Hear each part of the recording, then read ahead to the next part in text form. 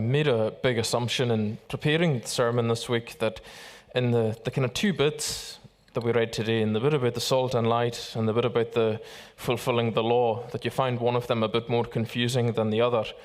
I was certainly banking on the fact that you were quite sure what the salt and light meant, or at least you'd heard a few sermons on it before, and that you were at least a little bit puzzled by the what did Jesus mean, but that he came to fulfill the law and that your righteousness had to be more than the Pharisees. So I've really weighted my focus on that bit. But if I've got that wrong, let me know and I'll go back and I will definitely do the salt and light sermon. It was actually on advice of my daughter, Autumn. I was out for a walk with the dog with her and her earlier in the week, and I said, I've got those two bits and they're two different sermons and they don't hang together. And she said, well, Dad, why don't you do one in the kids' talk and one in the grown-up sermon? I thought, that's brilliant. So it's that female kind of practical logic, that I needed. So hopefully it'll work out. I want to think about this idea of what Jesus said about fulfillment, because the Sermon on the Mount is actually a sermon about a very fulfilled life. And of course, he's speaking about fulfilling the law of God. Lots of people promise fulfillment. Lots of sales and marketing pitches that will be thrown at you will promise fulfillment for your life. Lots of religious and indeed, especially cult leaders have promised fulfillment throughout this, particularly in the 20th century. Look at the amount of cult leaders that, ended up committing horrendous crimes, but people latched onto them because they promised, see all that stuff that surrounds you in your life and how unsatisfying and unfulfilling it is. I have found the way. And most of them have a very messianic approach and very heavily borrow on a lot of Jesus' language and ideas, but they're pretty revolutionary. They're saying that they've got the unique word of God and nobody else has ever gotten it right until now, and come and follow me and all will be well, and it's not. Usually a lot of people end up dying with the more extreme ones. But that's not what Jesus was doing. And I think sometimes we have a tendency to view Jesus as this radical, as if he got everything that had come before and scrapped it and said, I'm starting a new religion called Christianity. Off you come and follow me. And that just wasn't it at all. And this passage speaks to it. And I think if you get this passage, and I really hope this will be helpful to you, because I think if we can understand this passage and what he says, I hope it'll really help you learn, just from this one sermon and passage, to connect your Old and your New Testament, to know how to connect your Old and your New Testament in an ongoing way, and to see the centrality of Jesus to all of it. Because if you get that, it's a huge help in your own kind of discipleship and looking to follow God. But what Jesus does is quite different. John Calvin says about this passage that Jesus was doing two things. Firstly, he was actually trying to show that he wasn't revolutionary, that he had an enormous respect for the Old Testament, for the Old Testament prophets, for the law, for all the different parts of it.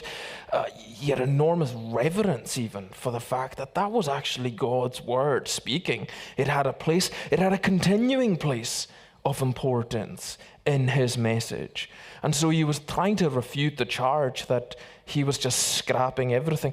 But secondly, and perhaps more importantly, when we think about the context Jesus is doing his ministry in, he has really stiff opposition, because he's got the religious leadership, the religious elite, the, if you like, professional theologians of the day, who look at his approach to the law, doesn't kind of wash his hands the amount of right times or in the right way, hangs around with a lot of people who don't seem particularly bothered about keeping the law, and he defends all of that, but they kind of look on and think, don't think he's very serious about our Old Testament, about our books. I don't think he's a big fan of Moses and all the things Moses wrote.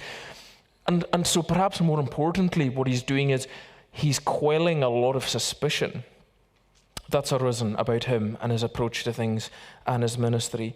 And he's saying, look, you've completely misunderstood. I can see why you would think that that I've come to be a revolutionary. But he's speaking to the people around him, saying, please don't listen to the professional theologians when they say that I don't take this seriously. I take this very seriously. He's doing those two things, and I think that's a good assessment of what's happening here. So that's kind of the context and the whole Sermon on the Mount, if you like, is going to be an unpacking of these verses. Jesus is fulfilling the law. So I think it's helpful if we first try and figure out, what does he mean by the law? Because that's all he says is, I came to fulfill the law. What does he mean by the law? And then secondly, to think, okay, once we know what that is, what does fulfilling it look like? And how does Jesus do that? And then thirdly, bringing it all together, if everything he says is right and good and true, what does he mean that we need to then keep it to an even greater degree than the Pharisees in order to enter the kingdom of heaven? Because I think that's probably the bit when we read this that we kind of ask, oh goodness, what does that mean for me then? So I want to deal with these things. I want to try and help you understand these things as well as I can. And I'll probably stack up the way it applies to us towards the end, because it is a bit of a teaching-heavy passage. But I hope that then in the weeks and the rest of the Sermon on the Mount that we'll be able to apply it much more once we get this. But, well, firstly, what does Jesus mean by the law? Do you not think that I've come to abolish the law or the prophets? I've not come to abolish them, but to fulfill them, he says in verse 17. So when we think of law, we probably think of what we need to abide by when we're driving our car, what sentences that get handed down in court and all of that. And that's really the function that law has come to have in our society. But it's slightly different in Jesus' time and world, because law was, yes, certainly the laws and the bits of the Old Testament. There's about just over 600 between commands and prohibitions that come down through Genesis, Exodus, Leviticus, Deuteronomy. And they're given by Moses, but it's much more than that. The law was also, if you like, a flashpoint in all of their understandings of their identity as the people of God. Because, you see, they saw the law in some ways as what set them apart from other peoples in the world. The law, you remember the story. This is just so central to the way Jesus understands his ministry and the way the audience understands who they are, is the people of Israel that he's speaking to had been delivered from a tyrannical regime in Egypt, set free by God, miraculously and dramatically, brought to Sinai, where then the law was actually given as a gift. It was given as something, look, I'm in relationship with you as a people now. This is the way that we continue to stay engaged in this relationship. I'm not like the other gods of the other nations, and I'm not wanting you to be like the other peoples around you. I'm giving you something that makes you distinctive and gives you a distinct identity. And the law was central to that. But the way Jesus uses this here is we kind of need to understand what he's doing with language. He's actually using a form of shorthand, the law of the prophets. This is a very quick lesson, and hopefully this is the most dry part of the entire sermon. But the way the Jewish people understood their Old Testament, they didn't organize it the same way we have it. They have 3 sections: law, prophets, and writings. Okay? Law is what you'd think: Torah, instruction. Genesis, Exodus, Leviticus, Deuteronomy, and Numbers. 5 books of Moses. That's the law. Okay, that's what they understood. The prophets, self-explanatory: Isaiah, Jeremiah, Hosea, Ezekiel, so on. The writings, everything else. The book of Ruth, Lamentations, Ecclesiastes, Psalms, Proverbs, all that stuff is the writings. Okay, so there's 3 sections in the library: law, prophets, and writings. When Jesus says here, I didn't come to abolish the law and the prophets, what he's really meaning is, I'm not undoing the whole Old Testament. I think it's all important. It's a bit like you and I sometimes will say, somebody, has a certain amount of mouths to feed in their house, okay?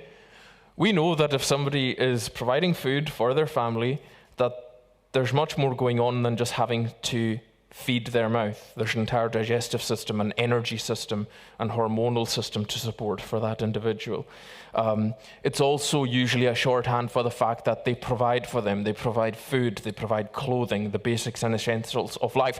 But someone will say mouths to feed, and you know exactly what they mean. You know it's not just the mouth. That's exactly what the law and the prophets did. If somebody said law and prophets, everyone around them knew, okay, he means all the books, all the Old Testament. Okay? Now, what Jesus is saying, that this is really important, because I have sometimes in ministry, I'll encounter folks who are well-meaning, but I've genuinely heard this said, what people have said, well, you know, we're Christians, so we don't really need to bother too much with the Old Testament. And so the most important thing to realize here is whatever else we decide about it, it was pretty important to Jesus. He was saying, I actually hold the entire of the law, prophets, and writings, everything you and I know is the Old Testament, in very high regard. I think it's actually the revelation of God, and it has a place and a function, and will continue to do so.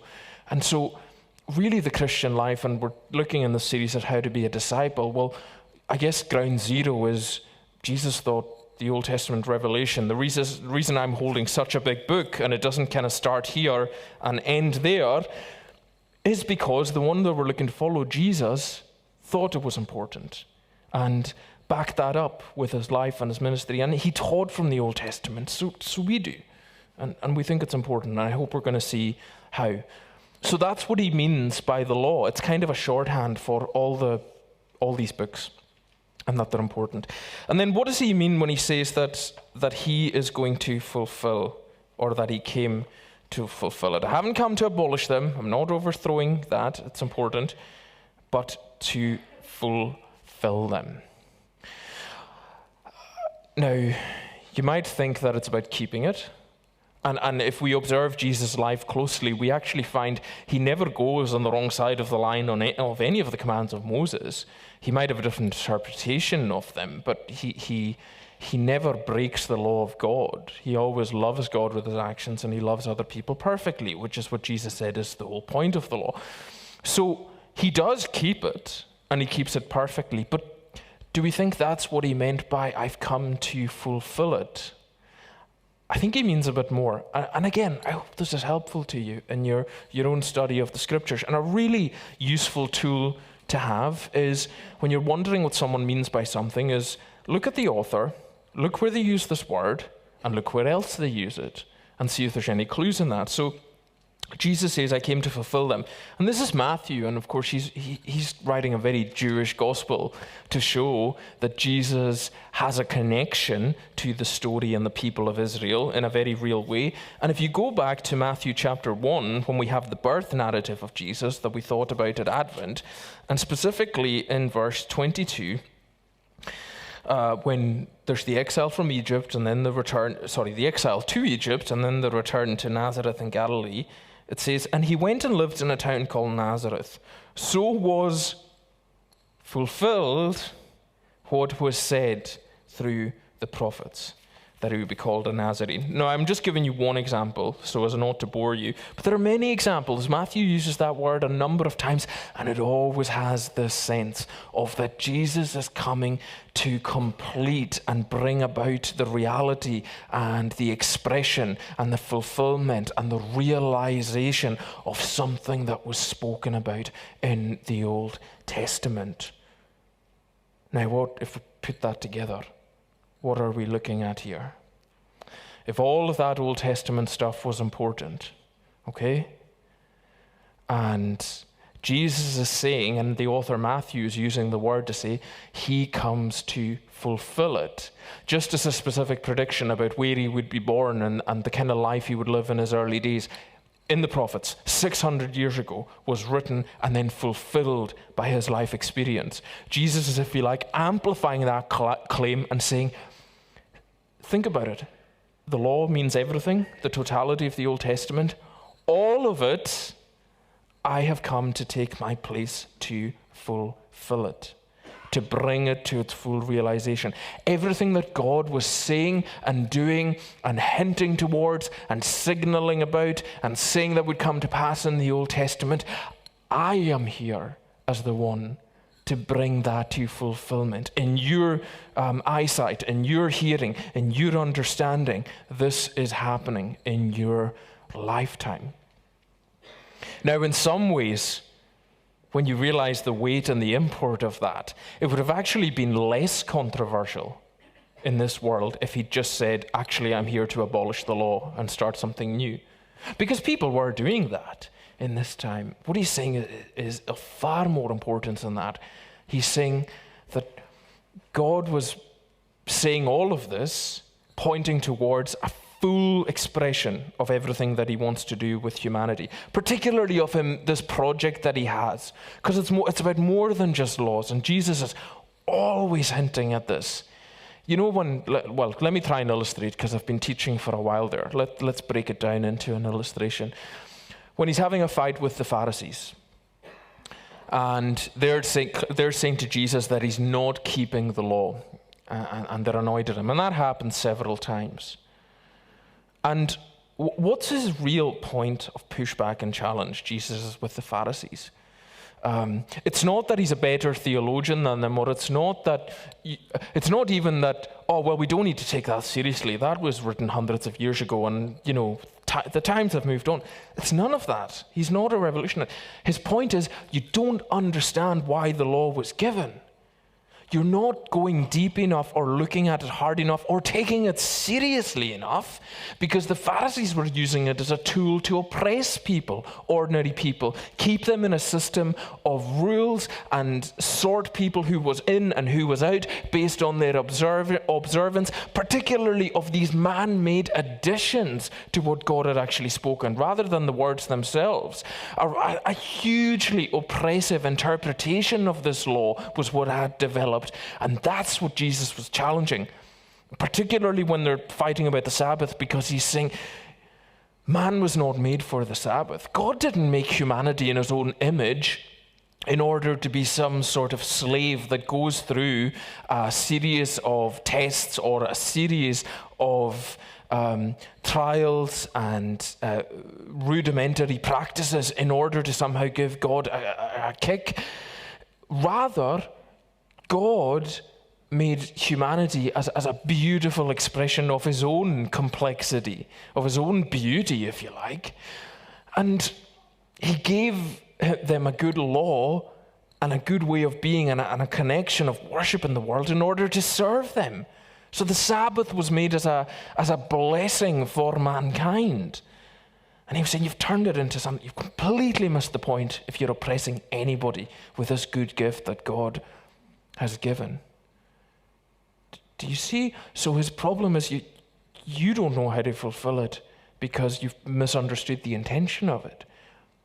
So what Jesus was actually doing in his whole life and ministry was showing us what God was like, and that's what Paul says. He came as the visible image of an invisible God, but actually in such a refreshing way, showing us how good God was and the fact that him redeeming and loving humanity was at the center of everything that he ever planned to do.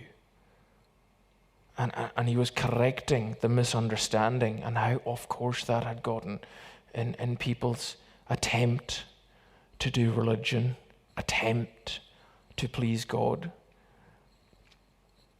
But then, okay, great, but what does that mean for us?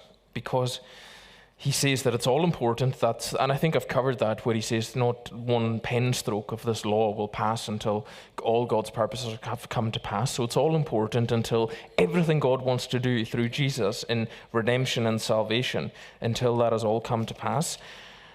But then he says, I tell you, unless your righteousness... So we've just established that he's in conflict with the Pharisees over their interpretation of the law.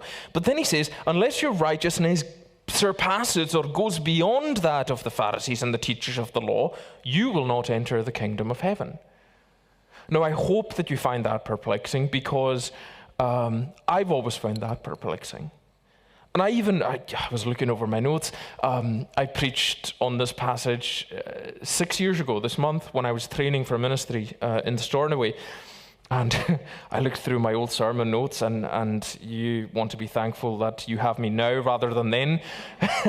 Because those sermon notes, basically, if he was saying that he was fulfilling the whole of the Old Testament, I was looking to basically explain most of the Old Testament in that sermon. I think there was about 7 pages or something of A4. So, what was I saying? Surpassing the right. Yes, and I looked at my notes and I was thinking, I don't think I really understood what he meant even by surpassing the righteousness of the Pharisees then. And maybe I don't now, but this is the understanding I came to as I studied this week. If the Pharisees are so busy keeping, they're tithing their grains of cumin, and they're creating all these rules, and they're doing that, they're really going for it with their religion. And Jesus is saying, you need to be better than that to get into heaven. Well, that's devastating, isn't it? Because I'm not even, even on a good day, I'm not that serious about religion. So what does he mean? I don't think he means that. Going beyond the righteousness of the Pharisees, let me submit to you that he means something completely different with that. The righteousness of the Pharisees, right, the religious elite of his day, I would say to you, was all for show. Was a really busy, frenetic experience of religion, running around trying to prove that they are on the right side, that they have the right beliefs, that they have the right practices, and particularly, they want everybody else to see and to know that, because that's what's important. Now, ultimately, who then is that kind of religion for? Who is that for, primarily? Everyone else, others around us. It's performative. And, stay with me, there's a faithlessness to that kind of religion. Because it's almost acting as if God doesn't exist and isn't really. It's professing God with your lips, going, yes, I'm very devout to God and all that.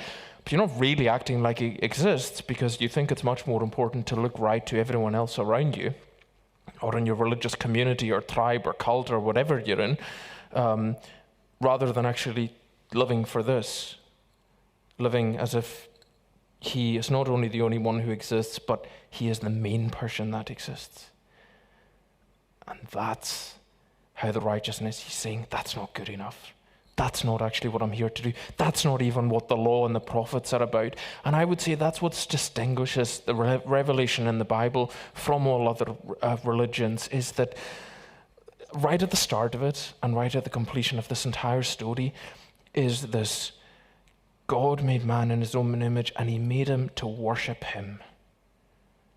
And that worship, no amount of performance or running around or rituals can ever actually rise to the standard of what true worship is, because true worship is in here.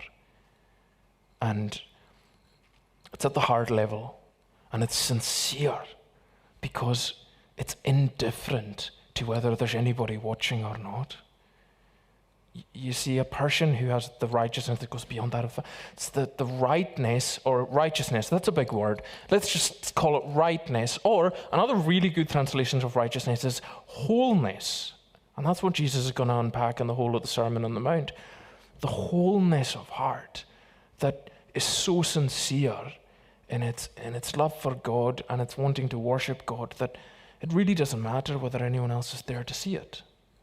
Or to observe it. And that's the kind of person He's saying He's looking for, and that He's wanting to be, and that's the kind of person that actually belongs to the kingdom of God.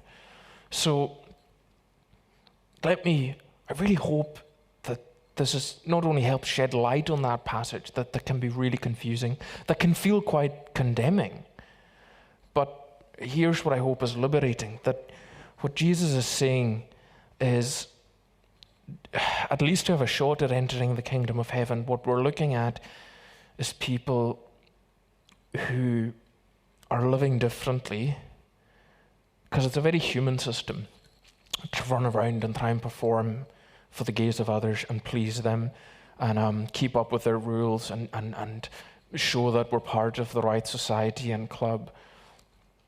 What's actually radical and revolutionary is somebody who goes, I believe in God so much that I want my heart to reflect the fact that I know he's there, that I know he's watching, and not in a condemnatory sense, but in a way of, I know he has made me to live for him.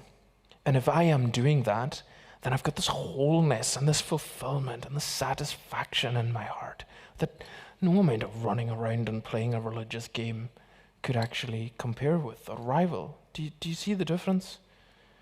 Now, how might that apply to you and me? Well, now this is a very Lutheran point of me to make, but I actually think a lot of the point of what Jesus says about the law, it's more demanding.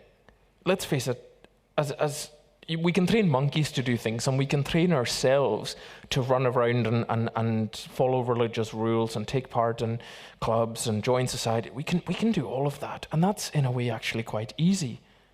What's really hard is what Jesus is calling to. It's going, have some integrity.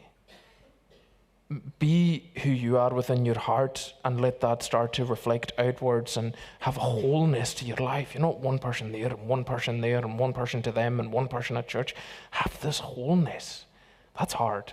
That usually requires a bit of introspection and work. Or I think what a lot of the point of the law, of the fact that he's intensifying the demand of the law, and we'll see a lot of this in the coming weeks, is for us to go, oh, for goodness sake, that's not me. I'm not there. I don't have wholeness in my heart. Or to think, I am playing that game. I am running around trying to appear like I'm on the conveyor belt of this religious stuff or the church stuff. And I don't think I do have that. I think I'm doing it for other people rather than actually for even doing really good stuff for other people. I don't think the heart is right. Or I'm observing certain rules, or maybe you're just in a heap at the bottom of the Sermon on the Mount going, I know I'm miles away from that. I know my heart is a mess. I know it's not whole. And I think that is part of the point. Because I think the Pharisees were in some ways, yes, it was burdensome and it was oppressive and unfair, but this, for people who will acknowledge that they don't have it all sorted out, this is really good news. And let me just finish with this. It hasn't gone where I thought it would go, but I think I'll just finish on this. Because if Jesus is bringing together all in the law of the prophets and his intense demand for the wholeness of life and heart that he's looking for, it feels like too much and like you don't have that. That is because it is supposed to, and you are the sort of person that he is looking for to come and join him, because he is the answer to possibly one of the most powerful promises that was ever made in the Old Testament about the law. Now remember when I first came and we did the covenants, and we got to the covenant that God makes with Jeremiah. In Jeremiah chapter 31, the days are coming, declares the Lord, where I will make a new covenant, a new set of laws and rules with the people of Israel and the people of Judah, with the people of God. It won't be like the old covenant, okay, the old way that I made. This is the one I will make with them. I will put my law in their minds and write it on their hearts. I will be their God, and they will be my people. So there's a prophet in the Old Testament bringing together the law and the prophets. And here's what God is saying then. There's coming a day where all of the stuff that I've revealed and the things that people struggle to obey and to keep, and they keep wandering off, I'm going to bring a day where I'm going to bring all that together. And rather than it being written on tablets of stone, nor in books and external things that people have to learn, memorize, and try and obey and keep, I'm going to inscribe it on their hearts. And he says elsewhere that he's going to give people a new heart. And all of that finds its fulfillment and completion in Jesus. What Jesus was saying was, look, the new covenant is here. The old one was good and it's important and it's staying, but the way it's staying is, rather than being out there, it's now going to go in here. Okay, if you feel like, well, I don't have wholeness of heart, good. You're realizing that you can't do it on your own. You're realizing that there is a need, and you're the sort of person that Jesus has come for. And you're in prime position to receive, if you haven't already, that new heart that he promises to give where he will write his laws. And what does that mean practically? If we embrace this, and if we come and we're filled with gratitude that Jesus can actually provide this, and we don't have to feel devastated because his whole life fulfills it. His death in our place, his resurrection to give us new life is what makes this possible. The good news is that then we can actually start to live out what he's going to say in the Sermon on the Mount.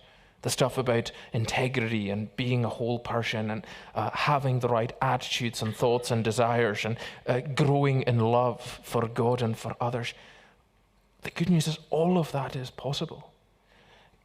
How to be a disciple is having a heart that is full of the grace of God, the goodness and this gift that he gives us of the new heart, and then day by day walking and working it out and being shaped and guided by the fact that God has promised, look, you're not always going to have to guess. In fact, you won't have to guess very much at all. I promise to be so close to you that you will know intuitively what pleases me. What is the right way to go? What is pleasing to God, and what is the way to live his way in this world? That's an amazing promise. That we don't have to scratch around, try and seek it out, trying to find it. And so he came to fulfill everything that was written in that law. He came to bring it all together. And he came to fulfill it in a way that he would actually show God's plan was always redemptive. It was always to lift us out of the ash heap and to give us his love in such a near way that we almost mistake it for just walking out and living our lives. Because he's done the change if we've trusted in Jesus. And all we need to do now is keep walking forward so that we'll see and test and prove the fact that he does make a difference. And he does write his laws and his ways on our hearts, his good ones, because he loves us. May God bless his word to us this morning. Amen.